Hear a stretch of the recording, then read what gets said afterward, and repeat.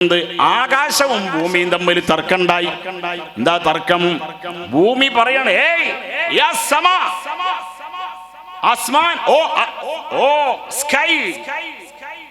ആകാശം എന്ന് പറഞ്ഞിട്ട് ഇങ്ങനെ മേലാകേണ്ട ആവശ്യമില്ല.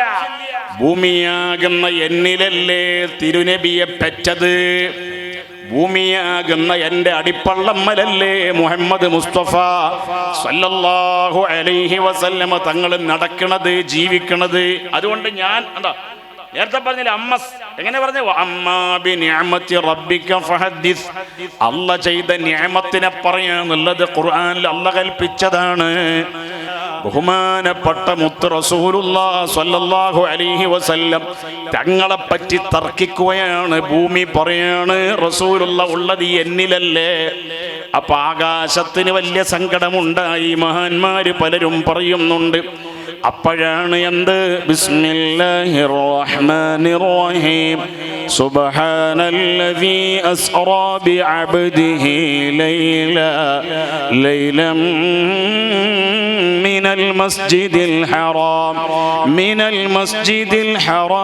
إلى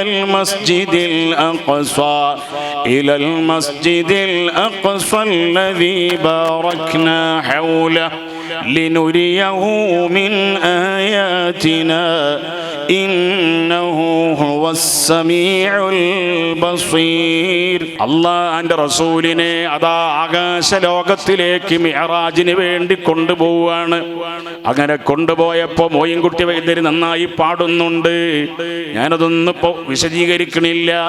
ആനെ പിൻറാവി ബിരുത്തിടയേൽക്കഹനം കടം തീട്ടറിശേറിയ അനന്തൂതർ സലാസ ലമയെടുത്തി വിളി താരോ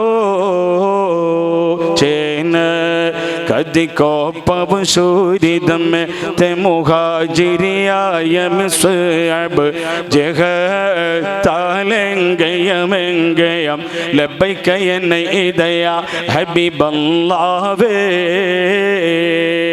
ആനെ പിൻറാവി ബിരുത്തിടയും ഏൽക്കഹനം കടം തീട്ടറിശേറിയ ഏൽക്കഹനം കടം തിട്ട് അർശേറി. ഏഴാകാശത്തിന്റെ അപ്പുറം അർശിലേക്ക് പോയി റസൂലുള്ളാഹ്, കുർസിലേക്ക് പോയി റസൂലുള്ളാഹ്. സ്വർഗം കണ്ടു, സ്വർഗത്തിൽ കടന്നു, കാണേണ്ടതൊക്കെ കണ്ടു, നരകം കണ്ടു. ആനെ പിൻറാവി ബിരുത്തിട ഏൽക്കഹനം കടം തീട്ടറിശേറിയ ആനന്ദൂതർ സലാസ ലമയെടുത്തി വിളി താരോ. അതെന്നെ അബൂ ഹനീഫ ഇമാം പറഞ്ഞതിന്റെ ചുരുക്കം. അന്തല്ലദീ, ഓ നബിയേ, അല്ലദീ ലമ്മാ റുഫിഅത ഇലസ്സമാ, ആകാശങ്ങളിലേക്ക് അല്ലാഹുവിന്റെ റസൂലിനെ മിഅ്റാജിന് കൊണ്ടുപോയപ്പോ എന്തുണ്ടായത്? ബിക ഖദ് സമത്, ബിക ഖദ് സമത്. ഓ ബിക, റസൂലുള്ളാഹിനെ വിളിച്ചിട്ട് പറയാണ്, ബിക, ഓ നബിയേ, തങ്ങളെ കൊണ്ട് ഖദ് സമത്, ആ ആകാശം മേലെയായി. അതെന്താ ഞാൻ ചോദിച്ചത്? നിങ്ങൾ ഹജ്ജിന് പോയാലും ഉംറക്ക് പോയാലും, ഞാൻ ഉംറക്ക് പോയാലും ആ മക്ക എന്ന രാജ്യത്തിനെ കൊണ്ട് എന്താവും? ഞമ്മക്ക് ബർക്കത്ത് കിട്ടും. അങ്ങനെയാണ്. റസൂലുള്ളാഹിന്റെ മിഅ്റാജ് അങ്ങനെയല്ല. ആ മക്ക എന്ന നാടിന്റെ ബർക്കത്ത് കൊണ്ട് നമുക്ക് ബർക്കത്ത് കിട്ടുകയാണ്. മദീന എന്ന രാജ്യത്തിന്റെ ബർക്കത്ത് കൊണ്ട് നമ്മൾക്ക് ബർക്കത്ത് കിട്ടുകയാണ്. ഞാനിപ്പോ എൻ്റെ നാട്ടിൽ നിന്ന് തിരൂരിന്റെ അടുത്തുള്ള തെന്നലയിൽ നിന്ന് വരുന്ന വരവിൽ, അല്ലെങ്കിൽ തിരൂരിൻ്റെയും കോട്ടക്കൻ്റെയും ഇടയിലുള്ള എൻ്റെ നാട്ടിൽ നിന്ന് വരുമ്പോൾ താഴക്കോട് സയ്യിദന്മാരെ സിയാറത്ത് ചെയ്തു. എന്തുണ്ടായത്?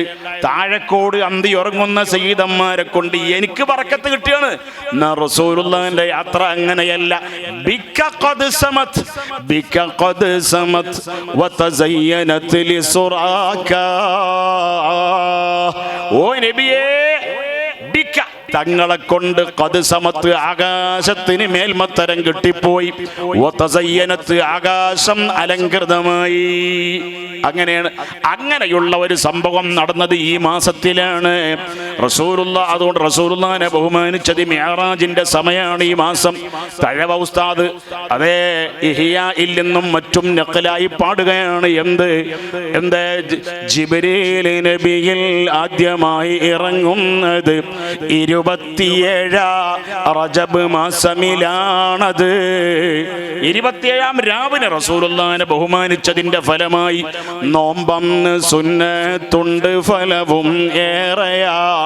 60 മാസം നോമ്പ് നോറ്റത് പോലെയാ.